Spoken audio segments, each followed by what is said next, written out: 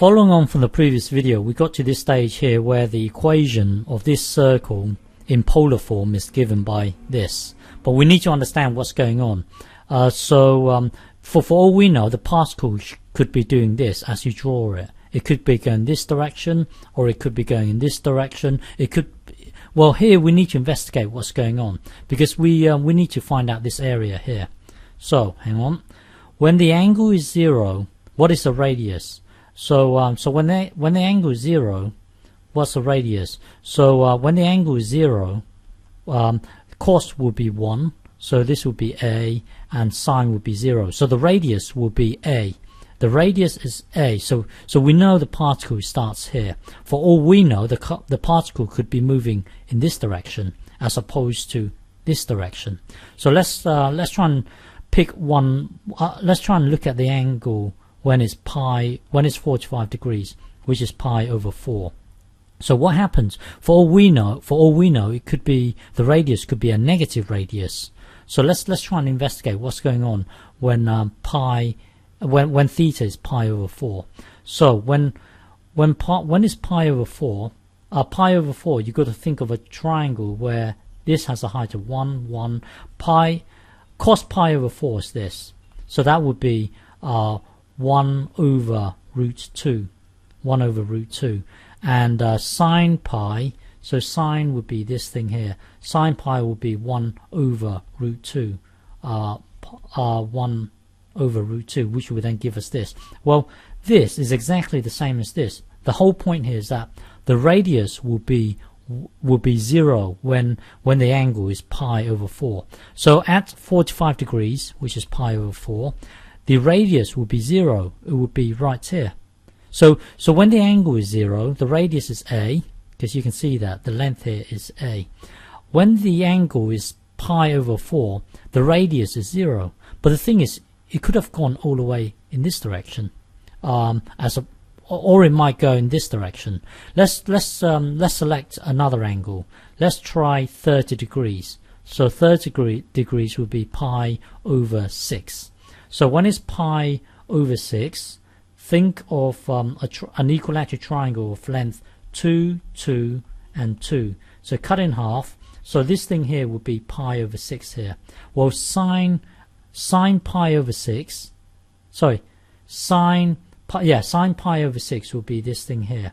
Sine pi over 6 is a half. So A times a half. That will then give us this. And cos pi over 6. Cos will be this thing here.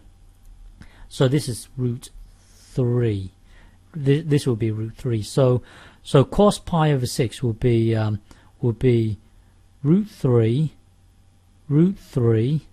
over 2, and then you times A. So that will then give us this. The point here is that at pi over 6, root 3 is slightly bigger than the number 1.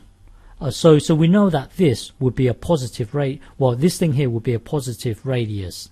The R would be positive because root 3 is slightly bigger than the number 1. So we know that R would be positive. So at an angle of 30 degrees, which is pi over 6, we know that the radius won't be negative. It won't be negative in this direction. It would be positive. So we know that the particle would be doing this as opposed to this. So let's start again. When the angle is 0, the radius is A. The radius is A. When the angle is 45 degrees, pi over 4, the radius is 0. When the angle is at 30 degrees, which is pi over 6, the radius will be positive. So we know it's going to do this. So going back to here, we are now ready to integrate. So we know that the particle is doing this. So we need to integrate from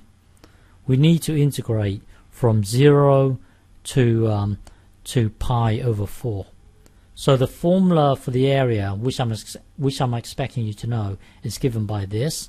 So we need to integrate it from 0 to pi over 4. So the radius, our radius, well, put this thing into R here, that will then give us this thing. Multiply this out, that will then give us this thing here. And then if you notice, A is in common, sorry, A squared is in common, A squared is in common, A squared is in common. Factor out the A squared, and then A is a constant. It has nothing to do with the angle moving about. So you can actually take out the A squared. That will then give us this. So now it's just a matter of integrating this whole thing here. Notice cos squared, sine squared. So that becomes 1. So that becomes 1. And then you've got this thing here. This thing here is actually easy to integrate because you're looking for something in such a way that when you differentiate it, it will give you this. Well, to integrate this, think of sine theta squared, because when you differentiate this, the 2 will come down, which will be 2, the bubble stays intact, and then you times the derivative of the bubble itself, which will be cos theta. So look at, yeah, so if you integrate this, it will give you this thing here. Okay, so integrate it, it will give you this thing here. That's the same as sine squared. So now we can put this into here, put this into here, that will then give you this, and then take away, put this into here, and then this into here, that will then give you this, and then tidy this up. Hang on.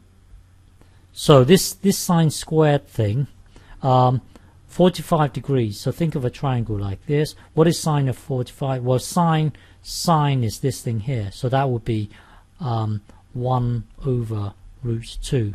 So this block here will become 1 over root 2 squared. So now blah blah blah, tidy up, and then the area is given by this. So the area of this is given by this. Okay.